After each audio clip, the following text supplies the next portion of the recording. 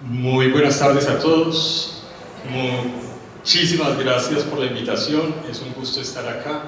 Es estar en la casa, ¿cierto? Y quiero, o traje esta conferencia porque me apasionaba la parte de saber cómo crean los seres humanos, qué hay detrás o cómo funciona el cerebro en el proceso de creación. Carl Sagan decía que los animales dejan vestigio de lo que han sido, pero los seres humanos dejan vestigios de lo que han creado. ¿Verdad? Hay una diferenciación de pronto enorme entre los dos, y la creatividad es entonces algo muy inherente al ser humano en todas sus etapas de la vida, y muy específicamente en época escolar, ¿cierto? Donde hay un tipo de creatividad que va con una motivación intrínseca, que es una especie de motor para el proceso de aprendizaje como tal. Parto por una definición que probablemente sea muy reduccionista para algunos artistas. La define esta psicóloga Dietrich.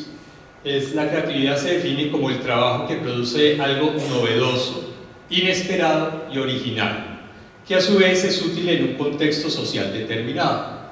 Entonces la creatividad no solamente es una cuestión de las artes, sino también de las ciencias, ¿cierto? Y puede ser de las ciencias exactas como tal. No toda la creatividad es una obra artística como eso. Y traigo aquí un ejemplo. Este es un cuadro que está en Amberes de Peter Paul Rubens. Tenemos a San Ignacio de Loyola, muy majestuoso, ¿cierto?, que hace el contacto entre nosotros los terrenales y arriba Dios, ¿cierto?, es el contacto.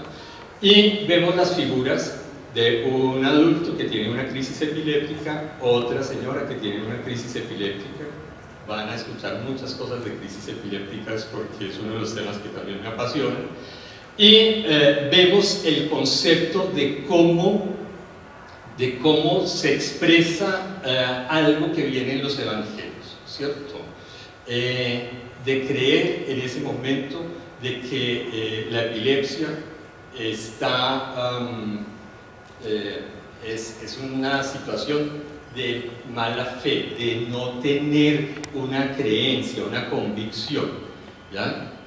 Y Jesús, ¿cierto?, le dice: hombres de poca fe, tenés que rezar para que la persona con epilepsia se recupere. Y de ahí sale literalmente, como lo ven ustedes acá, los demonios, ¿cierto? Y uno se tiene que imaginar a Peter Paul Rubens en ese momento, ¿cuántas veces tuvo la oportunidad de ver a una persona con epilepsia? ¿Cuántas veces pudo haber hecho y ver esa situación para poder colocar estas figuras así, de esta manera diferente, ¿cierto? ¿Ya? Y de colocar en dibujos, ¿cierto?, algo que estaba netamente escrito hasta ese momento, ¿ya? Necesita dar la imagen, el contexto completamente en ese momento. ¿Se puede medir la creatividad? Sí, hay muchas pruebas neuropsicológicas y psicológicas para medir la creatividad, ¿ya? Tenemos este tipo de pruebas, ¿ya? Hay muchísimas más, y les voy a dar una especie de ejemplo.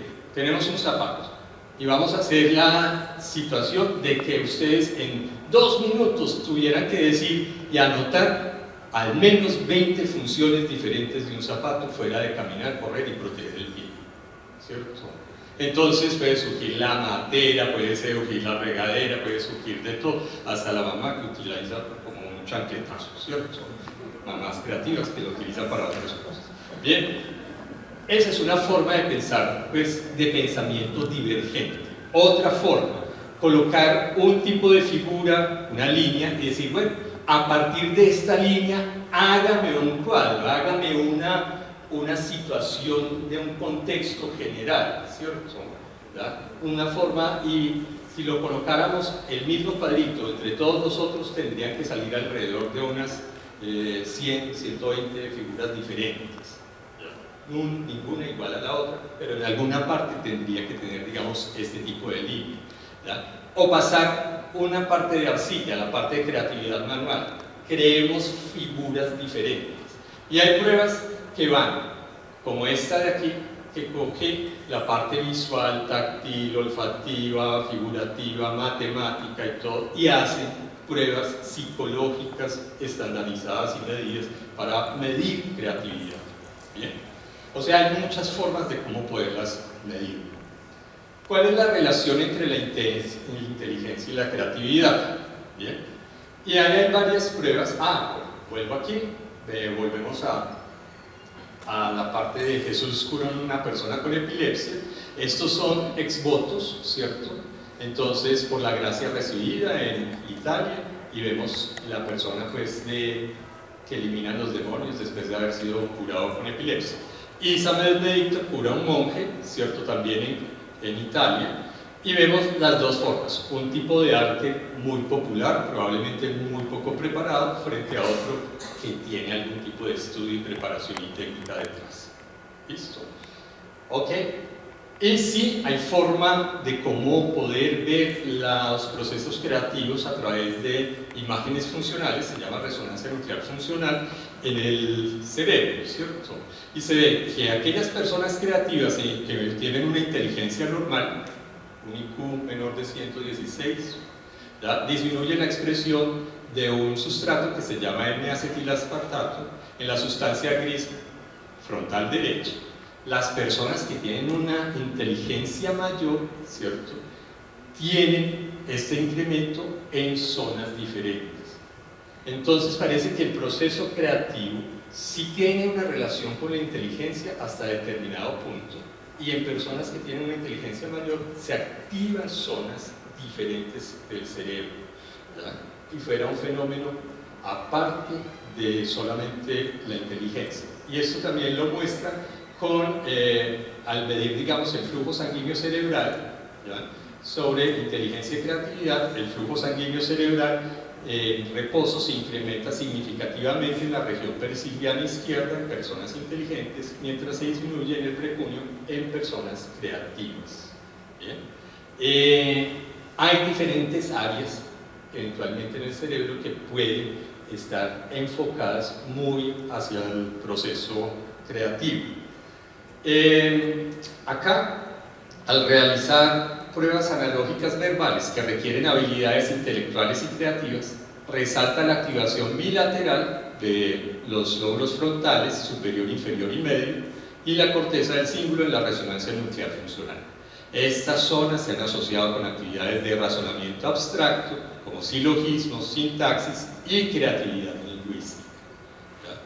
Esta es una parte inicial, no toda la conferencia va a ser así, pues me van a creer un poquito más adelante de que lo volvemos más aterrizado.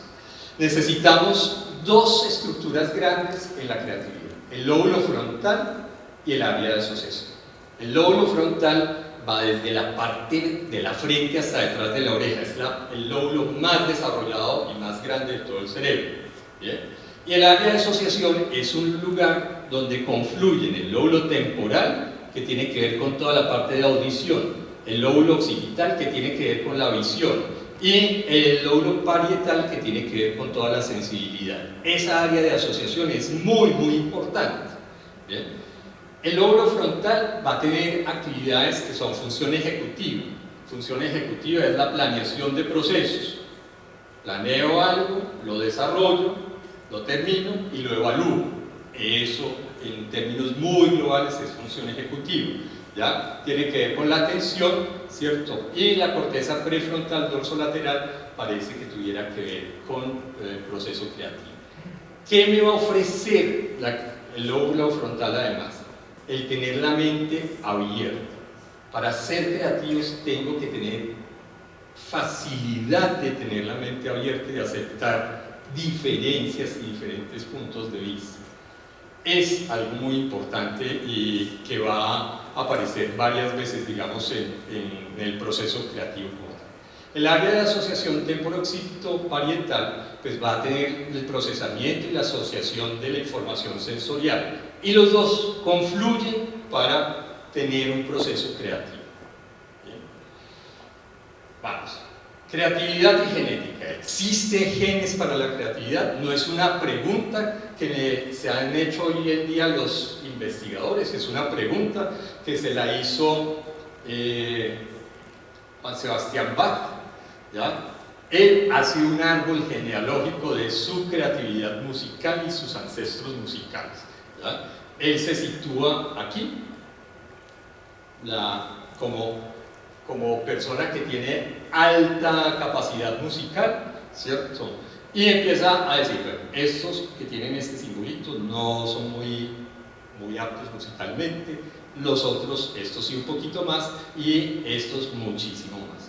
Entonces llega y dice, ve, nosotros los Bach, ¿cierto? Tenemos herencia de ser altamente musicales, ¿bien? Tenía y hace todo el árbol genealógico ahí. Entonces empieza uno a pensar, ok, ¿será porque si hay algún tipo de herencia o será porque el ambiente lo daba de esa manera? ¿Cierto? Si nazco en la familia de carpinteros, lo más probable es que vaya a ser carpintero. Si voy a ser médico, lo más probablemente es que vaya a ser de una familia de médicos. Pues bien, ese tipo de respuesta empieza a encontrarse hoy por hoy en alguna identificación de genes, en que encontramos unos genes de dopamina y de triptofano que se asocian a creatividad en general. Otro gen derivado también con receptores de dopamina se asocia a creatividad verbal. Y un alelo del gen del triptofano se asocia a creatividad con figuras y números. Esto se saca con ejemplos y pruebas de creatividad, ¿cierto? Y estudios genéticos tomados, digamos, con estas familias. Vamos para otro tipo de estudio. Aptitud musical asociado con el gen que tiene que ver con la hormona antidiurética, que es muy familiar a otra hormona que se llama la oxitocina, ¿ya?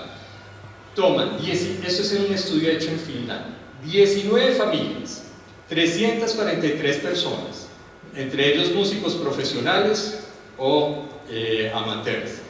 Las funciones creativas musicales tienen una alta asociación genética en estas familias en Finlandia, ¿cierto? Y utilizan estas pruebas que son pruebas musicales. La percepción y producción musical se puede asociar a la teoría del apego relacionado con la vasopresina. La vasopresina es, como les decía, una hormona muy relacionada con la oxitocina. La oxitocina está teniendo hoy por hoy digamos, explicaciones para teoría del apego, para teoría de los niños con autismo, ¿cierto? Y podría tener una influencia inclusive importante, al menos en este estudio, sobre creatividad musical. Es algo que hace un tiempo nadie se hubiera podido imaginar, tener genes relacionados con algunas de estas cosas. ¿Qué necesita esto? Replicación, y ver para comprobarse si es así. La motivación y la creatividad. La creatividad requiere de motivación, además de inteligencia y apertura a nuevas experiencias, ¿cierto? Y hay dos tipos de motivación. Una motivación interna, que es supremamente importante en la etapa educativa y en la infancia hasta la adolescencia, ¿ya? Y una motivación externa, que es el premio. ¿Bien? Vamos a hacer un poquito de diferenciación al respecto. La motivación interna, ¿cierto?, está mediada por una estructura antigua, que es este sistema mesolímbico, que es un sistema antiguo, es un sistema que está abierto a las experiencias nuevas, que van a dar respuestas rápidas a los estímulos externos, ¿ya? Esto facilita, la motivación interna facilita el comportamiento voluntario y propositivo. Hay una avidez por la recompensa y la satisfacción, inhibe otros intereses en competencia, es estable hasta la adolescencia y el aprendizaje, y tiene la curiosidad exploratoria, ¿ya? Los niños, las niñas que van al colegio aprenden por gusto, porque quieren, porque les fascina lo nuevo, porque tienen quiero saber más, ¿ya? y es, digamos, un proceso de motivación interna genuina, que probablemente la perdemos muchos en la adolescencia o más tarde, porque la vemos compensada por la parte laboral que nos pagan o tal otra cosa, ¿cierto? ¿Ya? Aumenta bastante la creatividad por motivación interna. La motivación externa tiene una recompensa externa, ¿cierto? Disminuye la magnitud del interés y del ímpetu de una actividad propuesta, ¿ya? Puede aumentar la eficiencia en el trabajo en la medida en que nos paguen más, ¿ya? Pero si estamos todos así de pronto, ok, somos creativos las primeras veces y de ahí en adelante ya tenemos todo el modelo construido, continuamos con el mismo modelo y no nos quedamos con el área de confort y listo. Si de pronto nos dicen, ve, te vamos a aumentar un poquito el salario para que hagas eso, otra vez listo, le ponen otra vez más entusiasmo y vuelve otra vez como la zona de confort, pues nuevamente. Otra de las teorías que hay en la creatividad es lo que se denomina el flow. ¿Cómo estás en estado de flow? ¡Wow! ¿Qué es eso? ¿Ya? Flow. Es el estado de motivación intrínseca de mayor expresión atencional en una actividad, donde deja de lado la percepción del entorno y de sí mismo y el trabajo fluye sin mayor exigencia ni sensación de laxitud. Se denomina flow. Todos lo hemos tenido, todos lo han vivido en algún momento, están dedicados a alguna actividad, ¿cierto? Y están tan entretenidos, tan metidos, que no importa, pasan las horas, no hay hambre, no hay almuerzo, no hay comida, no importa trasnochar, ¿cierto? Siguen metidos completamente, se olvida uno de todo lo que está pasando en el entorno. Ustedes han vivido y eso, cada uno lo ha vivido en algún momento, ¿verdad? No me interrumpa, pues estoy aquí dedicado y probablemente me va a fluir toda la idea. En el flow, la actividad tiene un objetivo claro. Existe una retroalimentación inmediata sobre la efectividad de la acción. Me siento bien con lo que estoy haciendo. La exigencia de la actividad concuerda con la capacidad de la persona para realizarla. Me siento a gusto con lo que estoy haciendo. El pensamiento está totalmente ocupado en la acción. No existe un temor al fracaso. Las necesidades personales, fisiológicas, pasan a un segundo plano o olvido. No hay conciencia del tiempo. Y la actividad tiene un interés propio. ¿Ya? En imágenes neurofuncionales del flow se ve que hay aumento de actividad en el giro frontal anterior inferior y en el putamen izquierdo. Hay por lo tanto un mayor control cognitivo, hay éxito probabilístico de la tarea asignada, el afecto suele ser positivo, buena autoestima, buena satisfacción y bienestar psicológico. Hay una reducción en la actividad de la corteza prefrontal media y de la amígdala y por eso hay una reducción en el procesamiento de la información autorreferencial y una disminución de las emociones negativas. Eso lo tratan de explicar a través de las neuroimágenes funcionales en un proceso, un estado de flow. Hasta ahora la evidencia señala que el flow permite disfrutar de la creatividad, ¿ya? Que incrementa la producción creativa, pero al parecer no genera las nuevas ideas. Yo tengo la idea antes, ¿cierto? Tengo esto, ¿cómo lo voy a desarrollar? Y está ahí de vuelta hasta que de un momento a otro llega, ¡pum! Es así, y arranca, ¿ya? No es el fenómeno de creatividad como tal de generar la idea, sino es cómo la puedo desarrollar efectivamente. Gabriel García Márquez puede ser uno de los ejemplos al respecto, ¿ya? A mis 38 años y ya con 4 libros publicados desde mis 20 años, me senté en mi máquina de escribir y empecé. Muchos años después, frente al pelotón de fusilamiento, el coronel Aureliano Buendía había de recordar aquella tarde remota en que su padre lo llevó a conocer el hielo. No tenía la menor idea del significado ni del origen de esa frase, ni hacia dónde debía conducir. Lo que hoy sé es que no dejé de escribir durante 18 meses hasta que terminé el libro. Si ustedes han escuchado o han leído biografías de Gabriel García Márquez, cuando crea y escribe 100 años de soledad, Mercedes Barcha, su esposa, decía, fueron 18 meses terribles para la familia, porque este hombre no sabía de horarios, no sabía que tocaba pagar cuentas de servicios públicos, que tocaba hacer mercado, no había plata, ¿cierto? Y él seguía derecho, encerrado, dele y dele y dele continuamente, ¿verdad? Un estado de flow prolongado. ¿Bien? ¿Lo estaba disfrutando? Sí, ¿ya? Pero todo su entorno pasaba a un segundo plano. ¿Bien? Existe un hemisferio creativo, una de las enormes de paradigmas que nos han enseñado, que nos han dicho que tenemos los dos hemisferios y que uno es más creativo que el otro. El hemisferio izquierdo nos dice, yo soy el hemisferio izquierdo del cerebro, soy un científico, un matemático, amo lo habitual, yo categorizo, yo separo, soy preciso, lineal, analítico, estratégico, soy práctico, siempre tengo el control, un maestro de las palabras y del lenguaje, soy realista, calculo ecuaciones y juego con los números, soy ordenado, soy lógico, sé exactamente quién soy, ¿cierto? Hemisferio izquierdo. Y así nos lo enseñaron. Hemisferio derecho, soy el hemisferio derecho del cerebro, soy creativo, un espíritu libre, soy pasional, anhelante, intuitivo, sensual, soy el sonido de las risas, soy sabor, la sensación de la arena bajo los pies descalzos, soy movimiento, colores vivos, yo uno, soy la urgencia del pintor en un lienzo en blanco, soy imaginación sin límites, soy arte, poesía, soy el sentido, yo siento, soy todo lo que quiero ser. Así nos lo enseñaron. ¿Ya? Y lo que nosotros tenemos que ver es si esto es cierto, si existe una diferenciación realmente de independencia de ambos hemisferios en el proceso creativo como tal. ¿Qué vemos? Vemos aquí un estudio de imágenes neurofuncionales en improvisación de jazz.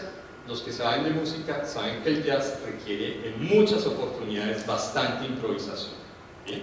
Entonces colocan a algunos músicos a improvisar jazz en el resonador. ¿Bien? ¿Y qué encuentran? Oh, sorpresa, se activan los dos lados. ¿Ya? Es lo azulito, más que todo. ¿Bien? Ambos hemisferios. Y se activan muchos de esos simultáneamente. O primeras evidencias de que no necesariamente, ¿cierto?, haya un hemisferio completamente creativo. Bien, otro, improvisación lírica. ¿Quiénes tienen que hacer improvisación lírica? ¿Listo? Los cantantes de rap. ¿Quiénes más en nuestro medio? Los trovadores. ¿Ya? El que trova en todas partes, listo. ¿Qué vemos? Activación bilateral a ambos lados del cerebro, muchas veces simultáneamente. Bien. No necesariamente significa que haya un cerebro, un hemisferio más creativo del otro. Se necesitan mutuamente. Y de pronto, si no estuviera uno, las funciones del otro en su proceso creativo no serían las mismas. Se requieren de los dos. ¿Ya? Eso como para ir rompiendo un poco el paradigma de que tengo un hemisferio más creativo que el otro. No, hay que poder desarrollar la totalidad del cerebro como tal. Son complementarios. Otra forma de creatividad es que súbitamente te llega la idea, ¿cierto?, en un pensamiento que es completamente diferente al que acabamos de hablar. El pensamiento del que habíamos hablado era un pensamiento divergente, ¿cierto? Divergente significa tener la mente abierta, ver múltiples oportunidades, múltiples opciones, ver la diversidad. En este el eureka, ¿cierto?, es un pensamiento convergente, ¿ya? Es que súbitamente, como un flash, llega y te entra la idea y te lo imaginas todo, casi todo con el más mínimo detalle. Y la preocupación tuya es: ¿dónde lo anoto? ¿Dónde lo hago ya? Porque si pasa el tiempo se me olvida. Bien. Rowling, cuando escribió Harry Potter, ¿cierto? Ella dice: en un viaje de Manchester a Londres, la asaltó la idea y le pareció que le sería divertido escribir una historia sobre un joven mago en una escuela de brujería. La desesperación le asaltó cuando se dio cuenta que no tenía una libreta a la mano. Siempre la tenía, pero en ese momento no. Pero ella comenta que así fue mejor, porque durante el viaje ideó gran parte de la serie. ¿Ya? No es buscado, no es intencional, sino que de un momento a otro aparece la idea. Algunos artistas y científicos obtienen sus creaciones de manera súbita, casi inesperada, como una especie de iluminación o revelación, a diferencia del pensamiento divergente, donde múltiples opciones se abren a una situación. En el discernimiento interior, insight, todo el pensamiento se vuelca de manera integral y sencilla a una sola salida, a una sola opción, ¿cierto? De manera súbita, abrupta. Muy bien. Entonces, tenemos que la corteza prefrontal izquierda me va a facilitar lo que es el pensamiento divergente, que es una forma de creatividad, ¿cierto? Una forma de inducir y que es inducible, digamos, para crear, ¿ya? A través de esta, el eureka, se activan estas dos estructuras del temporal, ¿ya? Derecho e izquierdo. Me va a permitir, pues, la interiorización, las asociaciones semánticas del contexto y categorizar las asociaciones para ser creativo. Bien. Y la imaginación. Bien. ¿Qué sucede con la imaginación? ¿Cuánta imaginación necesitamos? ¿Ya? Y hacen los estudios algunos psicólogos al respecto y dicen: la imaginación es un proceso psicológico superior que permite al individuo manipular la información generada intrínsecamente con el fin de crear una representación percibida por los sentidos de la mente. Es una representación que sale de lo que hemos sentido. ¿Bien? Esta representación significa que la información se ha formado dentro del organismo en ausencia de estímulos del ambiente. Ok. Y hacen los psicólogos una revisión, metaanálisis, ¿cierto?, de la imaginación mental y la creatividad. Y dicen: para la creatividad usted necesita muy poquita imaginación, según el resultado del metaanálisis. Y uno queda como plop. Entonces eran muy poco creativos los que hicieron el metaanálisis, ¿o qué? Porque uno supone que sí, ¿ya? Va en contravía de lo que uno supone. Bien, entonces llegan y dicen: ¿cuáles son las redes cerebrales que están o subyacen a la imaginación mental de información visual y auditiva? Este es un estudio muy interesante que muestra que la imaginación demuestra la activación en áreas con funciones de atención, como es el lóbulo frontal, los ganglios basales, de memoria, preparación motora y áreas de la asociación, ¿cierto? O sea, la imaginación activa todas estas áreas. La imaginación auditiva, cuando imaginamos música, ¿cierto?, suprime parcialmente las áreas de procesamiento visual. Y si imaginamos algo visualmente, el cerebro suprime las otras áreas auditivas y sensitivas. O sea, el cerebro como que dice: ok, voy a imaginar algo, una música, entonces apaguemos el resto de funciones. Voy a imaginarme algo visual, un cuadro, apaguemos la parte auditiva. Son muy pocas las personas que logran tener, digamos, procesos creativos que aborden todo, ¿cierto? La parte visual, auditiva, todo eso. ¿Bien? Esta es una parte que creo que es quizás la más importante de toda la charla. ¿Ya? ¿Se puede promover la creatividad? Sí. Y este es un estudio muy, muy bonito. ¿Ya? Dale a tus ideas algunos pies para caminar, ¿cierto? El efecto positivo de caminar sobre el pensamiento creativo. Bien. Es un estudio donde toman algunos estudiantes en varios grupos. A unos los dejan sentados, a los otros los ponen a caminar, a los otros los ponen a caminar y después los sientan y les aplican pruebas que tienen que solucionar o de dar opciones de solución a esas pruebas. Acá lo muestro. Son 4 experimentos que muestran el proceso de caminar en la ideación creativa y utilizan para eso 2 tests, uno que se llama el GAU y el otro que se llama el CRA. ¿Listo? Entonces llegan y dicen, vean, el caminar incrementó el 81% la creatividad de los participantes. El caminar, ¿ya? Pero no en las pruebas de GAU, ¿ya? En 23% de los participantes. Entonces tiene que ver también con la prueba que se vaya a aplicar. En el experimento 2, ¿cierto? Logran completar la prueba GAU cuando estaban sentados y después caminando, y después cuando estaban caminando y después sentados, o cuando estaban sentados 2 veces. Nuevamente, el caminar llevó a unos mayores índices en la prueba. Bien. Más aún, después, cuando estaban sentados, después de caminar, los participantes tenían un residuo creativo disponible. Entonces ayer, cuando decían que iban a poner a las chicas a hacer actividad física en las mañanas y después entrar a clase, probablemente vayan a ser más creativas en clase. ¿Ya? No solamente durante la actividad física, sino probablemente también después. ¿Ya? Y lo otro, importantísimo, caminar por fuera de las clases, ¿cierto?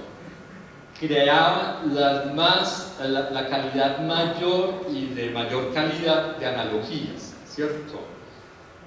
Los efectos de la estimulación externa a las clases, al salón de clases, y caminar se podían separar. Caminar abre la posibilidad de un flujo de ideas enorme. ¿Bien? Y es una opción robusta y simple para incrementar la creatividad. Y probablemente ustedes lo han vivido. Tengo un problema, voy caminando, ¡pum!, surge la solución, ¿cierto? Surge una posibilidad.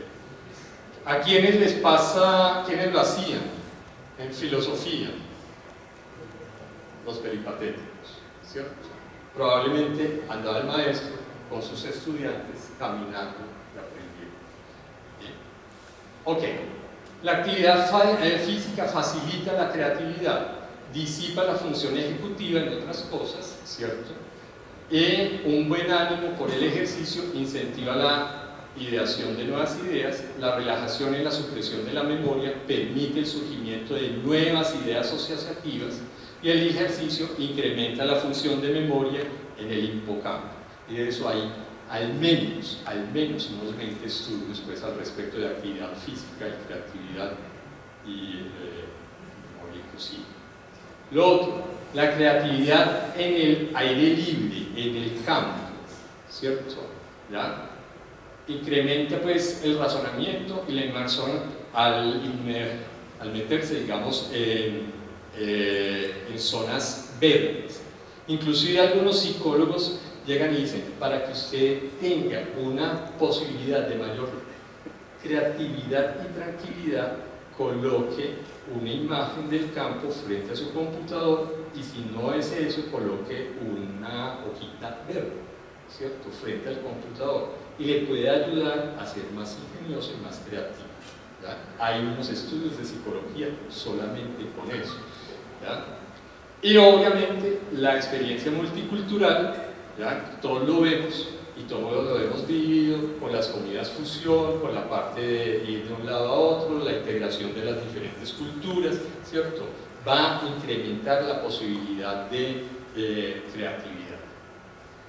Bien, esto es el mapeo de una zona del cerebro que se llama zona pues, cerebral por defecto.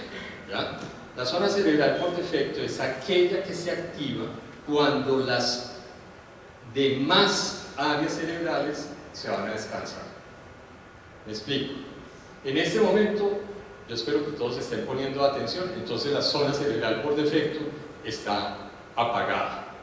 En el momento en que ustedes se van a acostar a dormir, la atención se empieza a bajar, el lóbulo frontal empieza a bajar su actividad, las áreas que reciben las sensaciones visuales, auditivas y eso empiezan a bajar, pero esta zona cerebral por defecto empieza a subir su actividad, ¿ya? Aquella que durante el resto del día de pronto no trabaja, en la noche o en los momentos de relajación empieza a aumentar su actividad.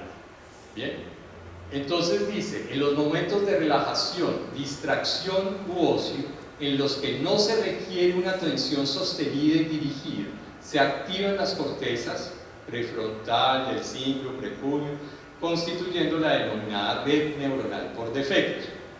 La red está implicada en funciones de autoconciencia, autopercepción, autorreferenciación temporal y espacial, introspección, recuperación de la memoria autobiográfica y de los deseos, de los sueños y de los miedos. ¿Ok? ¿Qué se sabe? ¿Por qué traigo esto? Su actividad permite la ensoñación, el soñar despierto. Su mayor actividad se relaciona con el cociente intelectual, la apertura a nuevas experiencias y la aparición de ideas libres de prejuicio moral.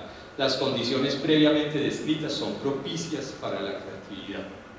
Y probablemente muchos de ustedes han tenido muy buenas ideas cuando están haciendo pereza, cuando están en la hamaca, pensando en otras cosas, ¿cierto? Cuando están entrando en el sueño, cuando se están bañando y que no tienen nada otra cosa que pensar. Tú surge de pronto la idea.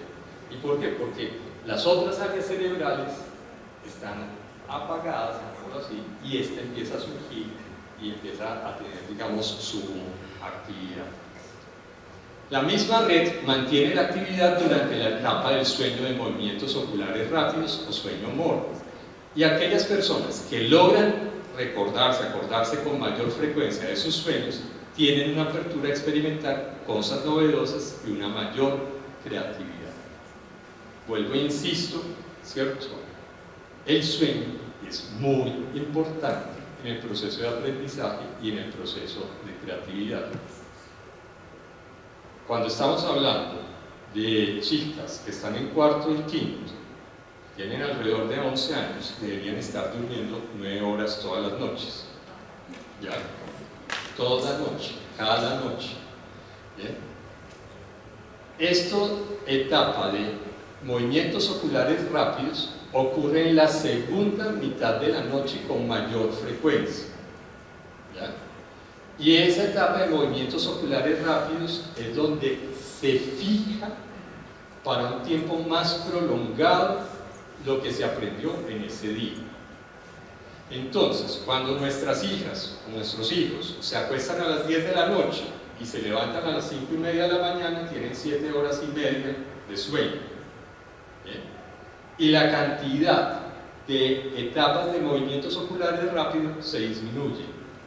Y por lo tanto, la posibilidad de que su aprendizaje quede fijado para largo tiempo se disminuye también. Es muy, muy importante la parte del sueño. Hay otras posibilidades y técnicas eventualmente de poder incrementar estas etapas con sueños durante las tardes, por ejemplo, ¿cierto? Quizás nos pasa con los adolescentes, y lo ve uno con cuando fue también estudiante de medicina, por ejemplo, uno se aclama a estudiar 2 días, trasnocha, presenta el examen y a los 2 meses no se acuerda de nada, ¿cierto? O se acuerda muy poquito de las cosas. Y probablemente es por eso, porque no tuvo muy buena calidad de sueño para grabar la información. Y no solamente tiene que ver con el proceso de aprendizaje, sino también, como lo vimos acá, con la creatividad. ¿Ya? Traigo aquí a Santiago Ramón y Cajal. ¿Ya? Este señor yo creo que es el único premio Nobel que tiene España. que obtiene el premio Nobel por la teoría neurológica. Él en su laboratorio hacia 1903 y 6 evalúa los cerebros de embriones de pollos, ¿cierto?